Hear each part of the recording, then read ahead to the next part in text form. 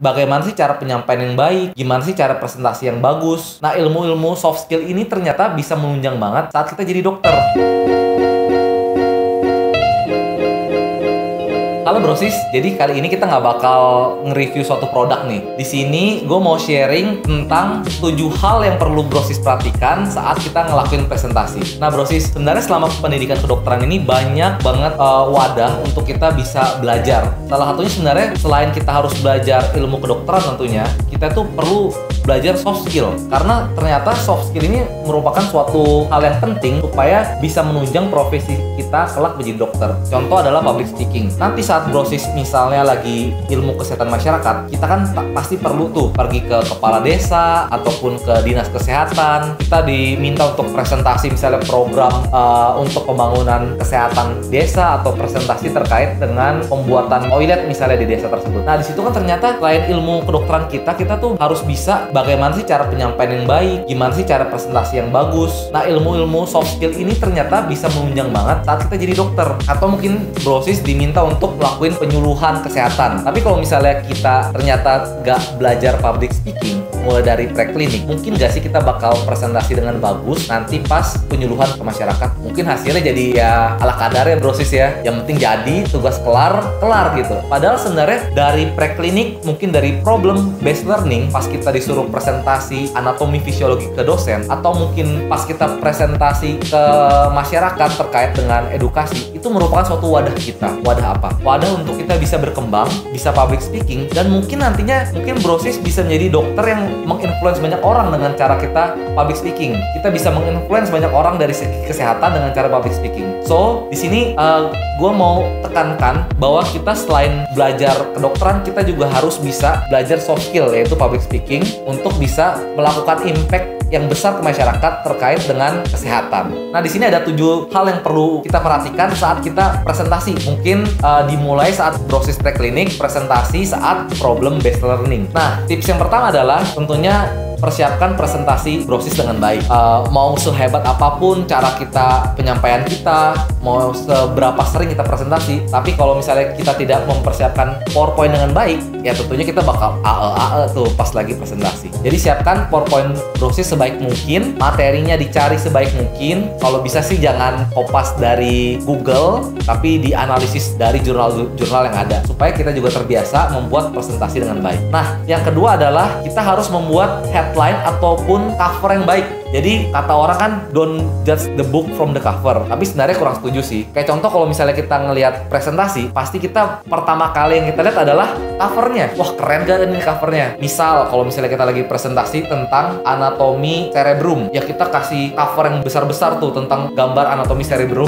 Kita kasih namanya, kita sebagai dokter siapa gitu. Nah dengan cover yang eye-catching saat pertama kali penampilan PowerPoint, itu pasti audiens langsung bisa attention dengan PowerPoint tersebut. Bandingkan kalau misalnya template kita cuma template biasa dari PowerPoint, terus tulisannya judul juga biasa aja. Tentunya audiens sekali ngelihat PowerPoint itu langsung aduh mungkin mereka kurang interest ngelihat presentasi kita berikutnya. Nah selanjutnya yang ketiga, itu kita harus latihan Brosis, melihat bahasa nonverbal kita. Jadi terkadang kalau misalnya kita grogi, itu kita sering banget pas ngomong itu bakal ae, atau kita suka mengulang kalimat-kalimat imbuhan. Kayak misalnya kita bisa ngulang kalimat yang terus, atau kita bilang misalnya gini, misalnya, maksudnya. Nah, hal-hal itu, kalimat yang repetitif sering kita ulang secara tidak disadari, ataupun suara ae, kalau bisa kita latihan untuk nguranginnya. Nah, tentunya skill ini harus kita mulai dari saat kita preklinik, agar nanti pas kita udah lulus jadi dokter, kita udah tanpa sadar, oh, gue harus jangan ngomong ae,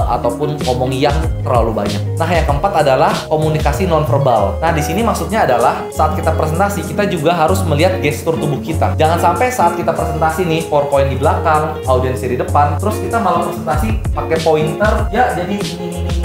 Kita cuma fokus ke slide-nya. Padahal kita mau mengkomunikasikan presentasi ini ke siapa? Ke audiens. Jadi jangan lupa untuk saat kita habis dari slide, kita kita juga bisa ngelihat audiensnya. Kita bisa lihat eye contact dengan audiens A, audiens B, dan jangan lupa badannya selalu harus tegap dan perhatikan gaya bicara tangan kita. Jangan lupa tangannya bisa kita gerakkan sesuai dengan apa yang kita omongkan. Nah, yang kelima, jangan lupa percaya diri. Jadi, sebisa mungkin saat kita presentasi, jangan lupa untuk tersenyum, brosis. Tentunya kalau misalnya kita percaya diri atau confidence, itu pasti audiens akan semakin suka untuk melihat kita presentasi. Berbeda dengan kita yang tidak percaya diri, mungkin pas presentasinya membungkuk atau tidak berani eye contact dengan audiens, itu para penonton bisa melihat kegrogian kita. Jadi tetap harus percaya diri ya. Nah, yang keenam, sebisa mungkin saat kita latihan presentasi nih, mungkin di PBL, kita harus punya mentor, brosis. Mungkin brosis bisa lihat siapa yang kakak tingkat, mungkin presbem, ataupun gak usah presbem deh, misalnya kakak tingkat siapapun yang brosis kenal dan mereka punya pengalaman yang lebih banyak dan tentunya mereka bisa public speaking dengan baik. Nah, coba tanya ke mereka gimana sih cara public speaking yang baik, atau mungkin minta mereka untuk mentorin tips and trick lebih lanjut lagi terkait cara komunikasi. Nah, mentoring sangat penting. Kenapa? Supaya kita bisa dalam tanda kutip ATM, amati, tiru, modifikasi cara yang baik dari presentasi si senior kita. Dan yang terakhir adalah evaluasi. Jadi tetap nikmatin prosesnya saat kita latihan public speaking, tapi jangan lupa untuk kita evaluasi. Mungkin di PBL semester 1 kita masih sering ngomong AE. Terus di semester 2, oh ternyata kalimat AE-nya sudah berkurang. Kita perhatiin gimana gestur tubuh kita. Terus pas yang semester 3, ternyata gestur tubuh kita lebih baik lagi, kita lebih confidence, dan kita udah terbiasa presentasi, dan seterusnya. Jadi tetap praktis dari semester 1 sampai semester 7, dan tetap evaluasi agar kita tetap berkembang dalam soft skill presentasinya. Oke, brosis, sekian 7 hal yang perlu kita perhatikan saat kita presentasi, apalagi kalau misalnya kita presentasi di PBL. Tetap semangat buat belajar, jangan pernah puas dengan apa pencapaian kita, tetap semangat untuk meningkatkan soft skill yang ada di diri kita agar kita bisa menjadi 7 star doctor nanti kelak, agar kita bisa menjadi 7 star doctor kelak. Oke, sekian brosis, sampai berjumpa di video berikutnya. See ya.